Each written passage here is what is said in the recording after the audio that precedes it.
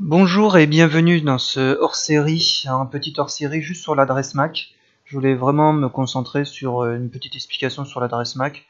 Voilà, donc c'est juste pour vous montrer un site internet qui est plutôt bien foutu. Enfin, il y en a plein, hein. Il y en a plusieurs. Moi, celui-là, je le trouve pas mal puisqu'il est assez réactif et assez simple d'utilisation. Donc, l'objectif, c'est de vous montrer comment trouver le constructeur de votre carte réseau. Alors souvent sur Windows ou sur Linux on peut avoir des références, mais là pour le coup c'est beaucoup plus précis, donc ça peut rendre service parfois quand vous avez besoin de vérifier le constructeur de votre carte réseau. Alors c'est assez simple, alors là je vous fais une démonstration sous Windows, mais ça marche très bien sous Linux. Je vous mettrai dans la description donc le lien du site, même si vous l'avez en haut là.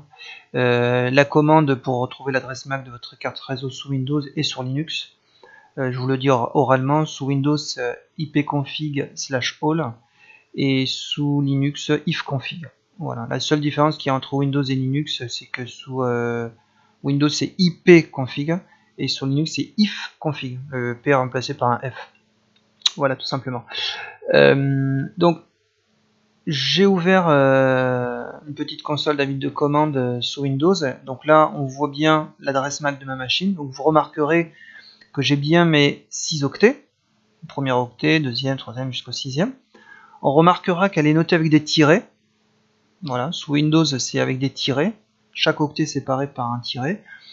Si vous faites la même manip sous Linux, normalement c'est 2 points, je crois. Chaque octet est séparé de 2 points. Voilà, donc en fait il n'y a pas une façon d'écrire l'adresse MAC. On verra que sur les adresses IP c'est normalisé, tout le monde écrit les adresses IP de la même manière.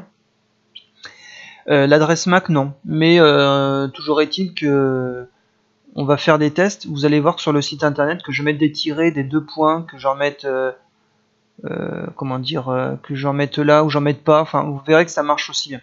Donc je copie l'adresse MAC de ma carte réseau. Voilà, je fais un petit copier. J'enlève ma fenêtre. Je vais dans mon navigateur, je fais un petit coller, et là, il me marque la référence constructeur de ma carte réseau. Voilà. Alors, vous remarquerez que j'ai quand même noté toute l'adresse MAC. Est-ce que j'avais besoin de noter toute l'adresse MAC? Normalement non, puisque ce que je vous avais expliqué, c'est que le constructeur est répertorié via les 3 premiers octets. Et c'est tout. Après, les 3 suivants, ça veut rien dire. Hein. Il n'y a aucune normalisation. C'est le constructeur, il fait ce qu'il veut.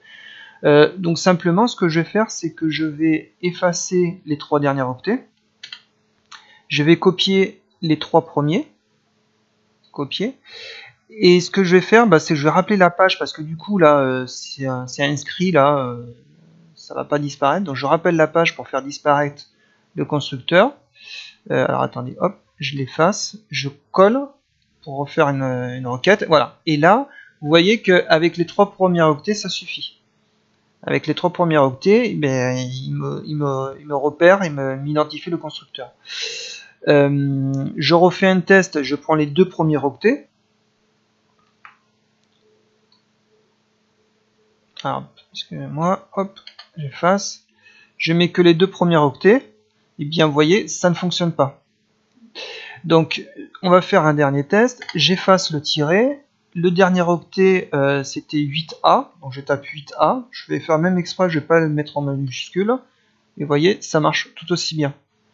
Si je veux les mettre des 2 points, 2 points, 2 points, je copie.